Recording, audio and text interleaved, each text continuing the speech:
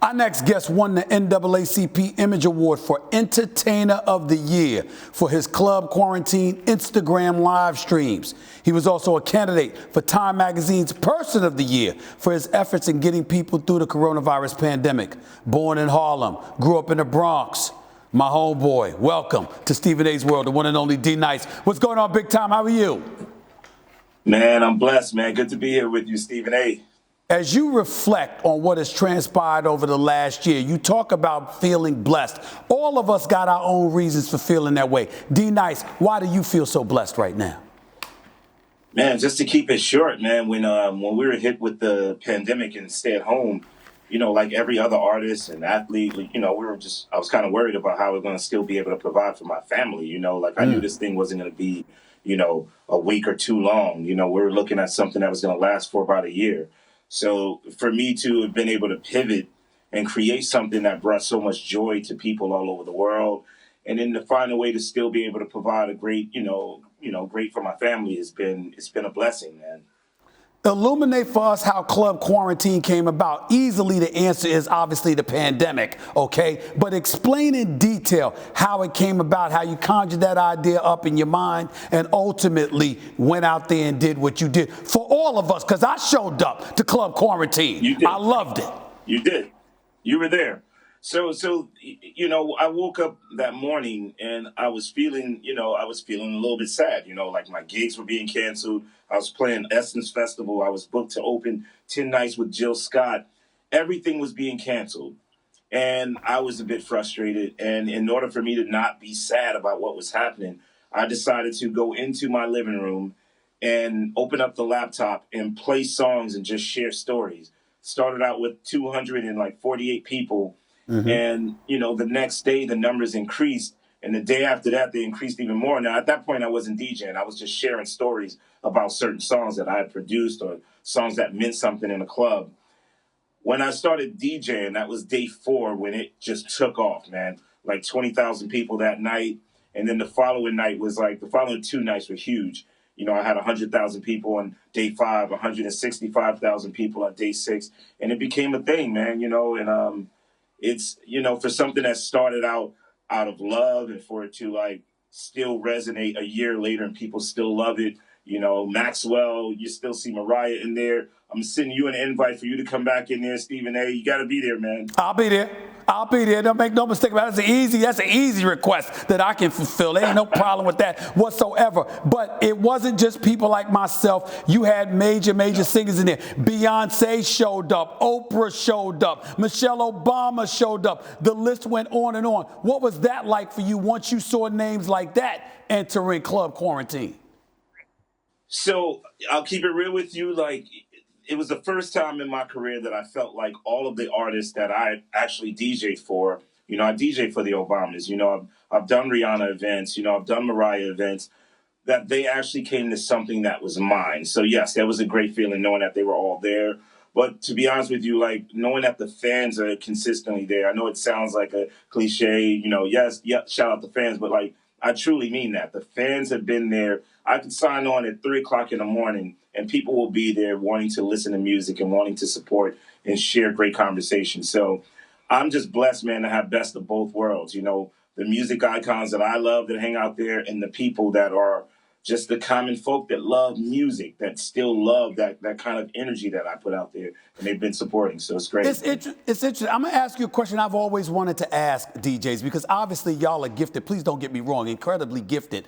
But amongst yourselves, you can play music. What is it about you as a DJ that you think separates you from others? What's that special quality that a DJ has that other DJs or people that's just playing music may not have?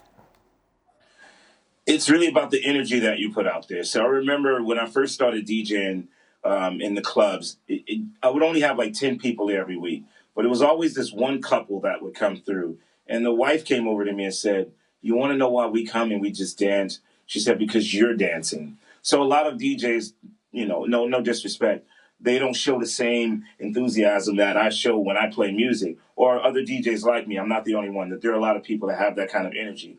And I think that that's really it. It's more than just playing a song. It's also the order in which you play the song. It's also how you blend those records. Like I blend records like old school DJs.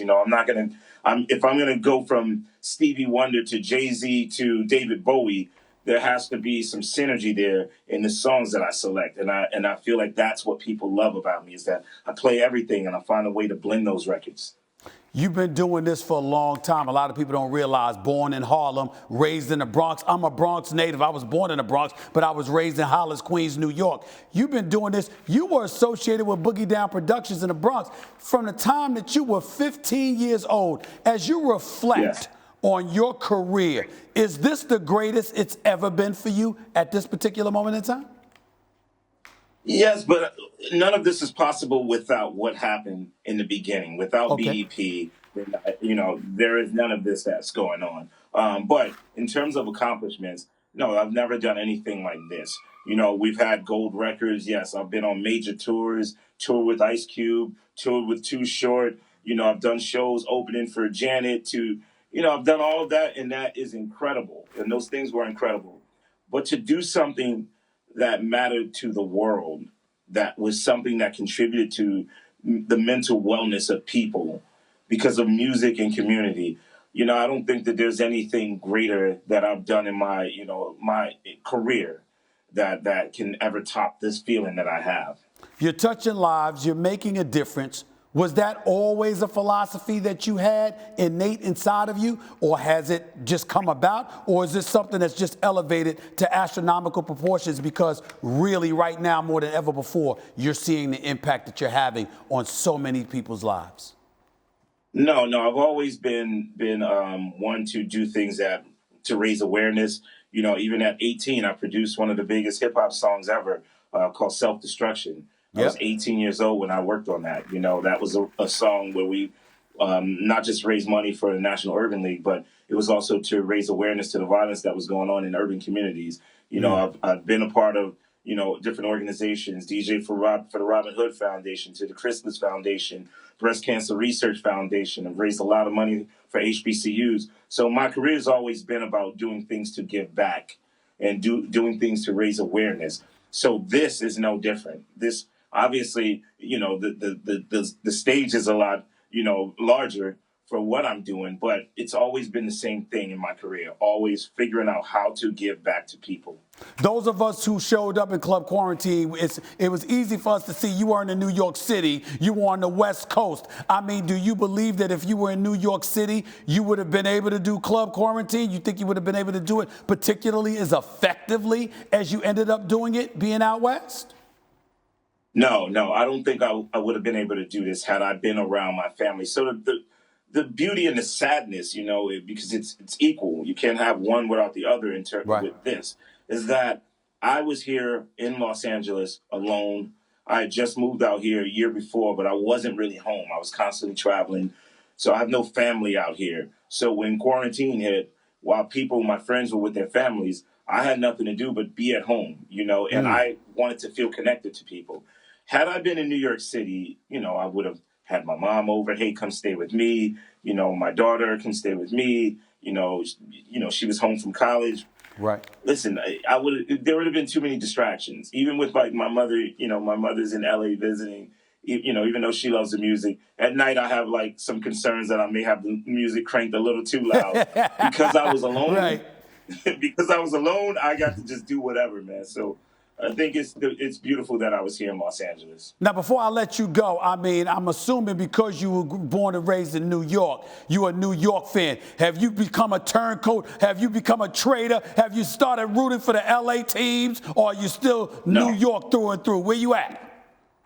I'm a Knicks fan, no matter how good or bad. Yeah. I'm a Knicks fan in terms of like football. I'm a Giants fan and I'm a Yankee fan. I'm from the Bronx, so nothing changes about who I root for. It's just where I lay my head. But I'm a New York fan. I'm a New Yorker for life, man. Damn, bro. You one-upped me. I'm with you on the Knicks. I'm with you on the Yankees. But I became a traitor a long time ago. I'm a Pittsburgh Steelers fan. I ain't a Giants fan. I'm a Giants fan. I love going to Super Bowl. I was so happy when the Giants won the last two against the Patriots. It's been some time now, but, they still never beat us. So, I'm cool with that. But I love supporting New York teams, man. Man, keep making a difference. Keep playing that beautiful music and make no mistake about it. I'm coming to the next one. Don't worry about it. I got the invite from you. I will be there. I promise. I'll see you there. I'll see you in the club. I'm sending bottles to your table. No doubt, man. I appreciate you, bro. You take care of yourself. Thanks for watching ESPN on YouTube. For live streaming, sports, and premium content, subscribe to ESPN+.